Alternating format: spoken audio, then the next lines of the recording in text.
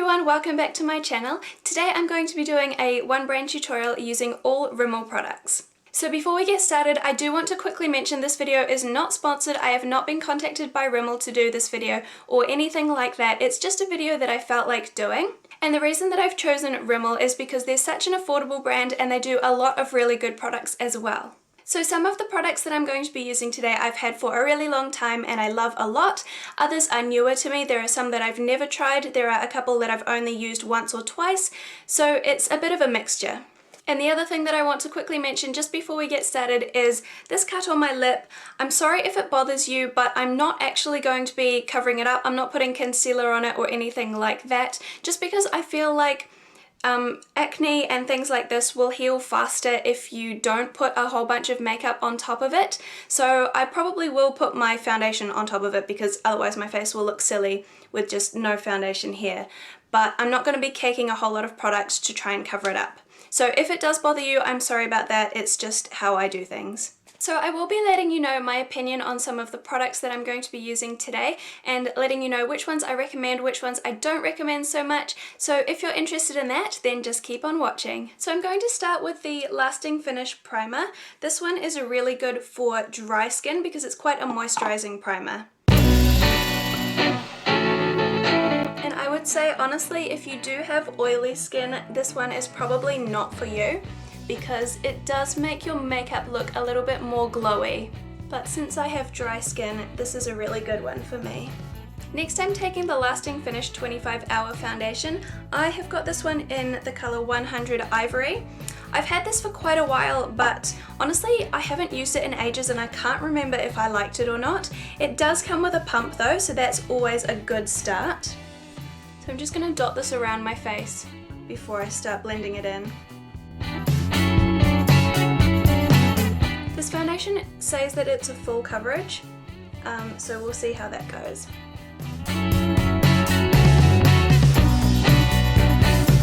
So after one layer, I would say that this is a medium coverage. It looks kind of natural, flawless, but it's not covering up my freckles or anything like that. I'm not too worried about my freckles. I don't mind them at all, so that's fine for me. I will just add a little bit more on my cheeks and on my forehead just to see if I can build it up to a full coverage, just because I do have a little bit of redness in my cheeks, so we'll see if we can cover that up. My cat's just come in and she's a little bit confused because I don't think she's ever seen this room with my tripod set up in it. So she's just kind of sniffing around like, what's going on, Mum? So with the second layer on my cheeks and my forehead, I would say it's not 100% a full coverage foundation, but it's pretty close. And it's not looking cakey or anything like that with the second layer, so I'm really pleased with how this foundation looks. So moving on to concealer, I'm going to be using the Wake Me Up concealer. I have this in the shade 010 Ivory. And I do really like this concealer, but it's not a full coverage one, so I do just use it to highlight under my eyes rather than covering anything up.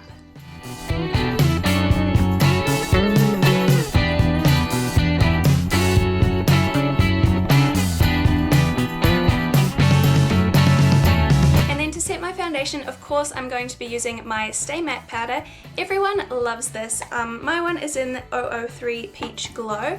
I don't feel like this actually makes my foundation matte, but it does do a really good job at setting my foundation and my concealer.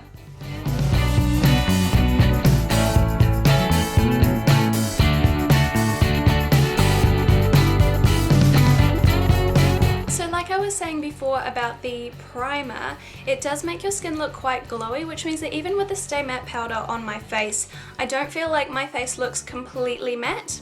But I'm perfectly happy with this finish. I really like it actually, so if you like something like this which is almost matte but not quite, then I recommend these products as well. All of the products that I've used so far I really like, and I definitely recommend them. So moving on to my eyes, Rimmel doesn't do an eyeshadow primer, and I actually forgot about that when I did my concealer, so I'm just going to use the same concealer again and just pop it on my eyelids, and then I'm going to set it with the same powder that I just used for my face. And this is a trick you can use with any concealer if you don't have an eyeshadow primer. You can use any concealer that you've got and also any powder. So we'll come back to eyeshadow in a moment, but first I'm going to do my eyebrows. So I bought this eyebrow pencil. It's in 002 Hazel, and I have used this a couple of times just to try it out before this video, but the color's good, but it's a little bit too warm toned for my brows. So I'm going to use it today anyway because it's the only brow product that I have from Rimmel. But yeah, just keep that in mind. If my brows look a little bit silly, it's because the colour is a little too warm for my brows. I do really like the fact that this comes with a brush though. It makes it really like handbag friendly. You can just take this for your eyebrows and not have to worry about taking a separate brush.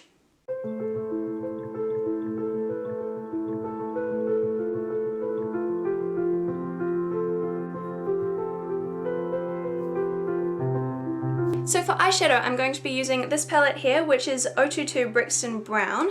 When I was planning this video, I wanted to use this middle color here all over the lid, and then I wanted to use one of these two in the outer V. But then I played around with it a little bit more and I discovered that all those three colors go really patchy once you start blending them, which is very unfortunate because I really love the middle color. I put it all over my lid, it looked fine, and then I started blending and it just went really patchy and gross. And I've got one other little Rimmel palette, I think it's got like 3 colors in it or something, and it's exactly the same with the darker colors in that as well. So instead I'm going to be using these 2 colors here, just because I know that they don't go patchy and I've worked with them a lot before and I know they're okay. So I'm going to be using this one first, and I'm just going to put that in my crease as kind of a transition or a darker color or whatever you want to call it. So to be honest, like, I don't really recommend the Rimmel eyeshadows.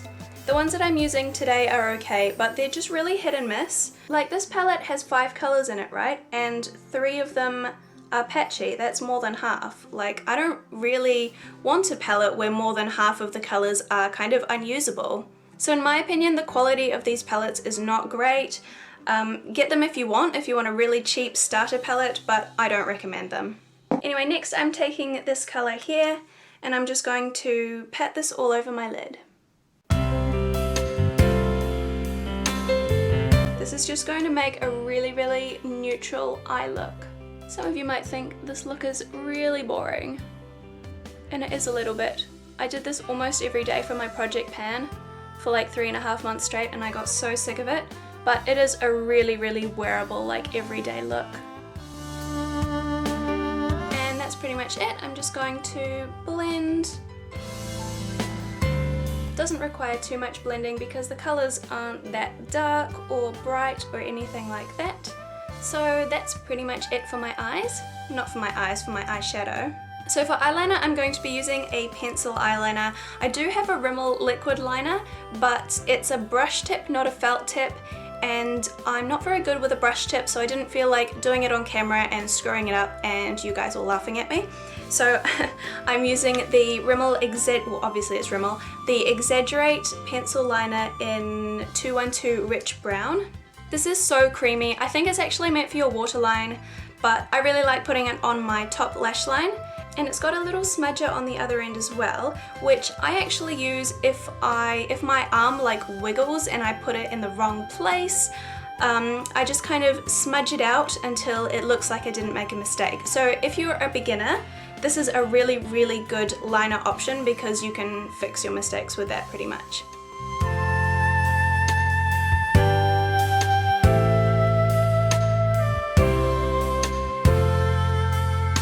Eyeliner done, so it is time for mascara, and this is the product that I have never ever tried before. It's still like all wrapped up with sellotape over it and everything. So this is the Extra Super Lash Building Mascara, and it says that it builds a natural to dramatic look, super lash separation, suitable for sensitive eyes, and ophthalmologically tested. So it sounds pretty good. Let's give it a go. That's what the wand looks like. It kind of goes from thin at the end to a little bit thicker.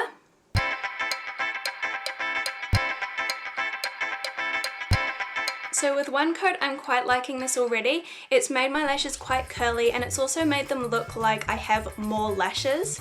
Naturally, my lashes on this side are curly already, but on this side they're quite straight. I don't know why, my eyes are so uneven, it's really annoying. But even on this eye, my lashes are quite curly. I don't know how well you can see. So I'm just going to put on a second coat and see how well it builds. I wouldn't say that it's a groundbreaking mascara or anything like that, but it does the job, it is quite nice, and I would say I like this just as much as the other mascaras that I've got at the moment. So moving on to my face, I'm actually not going to be bronzing today, even though Rimmel does have a bronzer. I think they've got it in 2 different shades, but every single time that I've gone to the shops, they've only had the darker shade, and as you can see, I would probably need the lighter shade. So I'm actually going to skip bronzer today. That's okay for me. I mean, I don't wear bronzer every day anyway, so it's not a huge deal. So moving on to blush, I have got this one here, which is 190 Coral. And it's just quite a neutral coral shade. I have used this a couple of times and it is pretty pigmented, so you've got to be a little bit careful. I think that it's a really nice colour.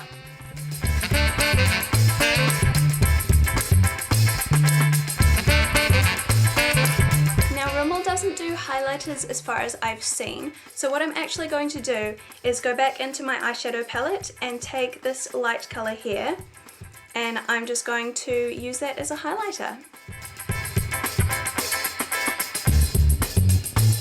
It is a little bit shimmery in the pan, but it doesn't really show up when you put it on your face. So the last thing to do is just to put on lipstick. So since I've done a very neutral look with my eyes, I'm going to do a bold lip. So I'm using the Kate Moss line. This is number 107, which is a beautiful berry red.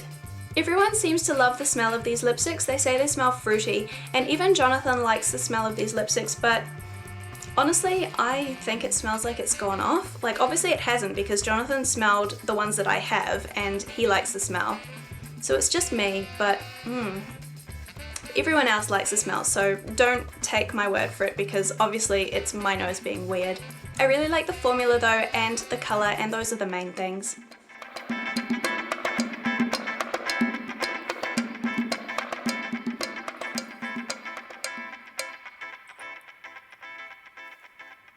This is the perfect colour for autumn and winter. Just FYI, if you are looking for a new lipstick and you're in autumn or winter where you live, then this is a really cheap option and it's a really beautiful colour. So this is the finished look using all Rimmel products. I hope you found this video helpful. I hope I gave you a good indication of which products to buy and which products maybe to skip. Thank you so much for watching. I am putting out 2 videos a week at the moment on Mondays and Thursdays, so don't forget to subscribe so that you don't miss any of my future videos, and I will see you next time. Bye! Evie, your bell's ringing. Stop it, please.